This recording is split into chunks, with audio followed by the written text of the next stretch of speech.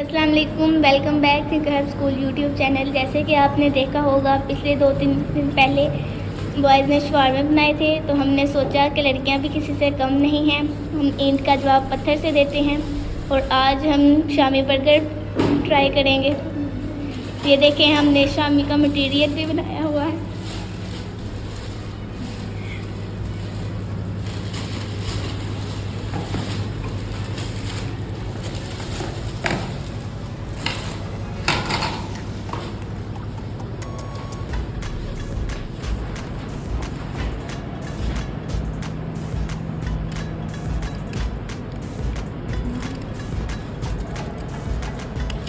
अब यहाँ बंद गोभी काटी जा रही है।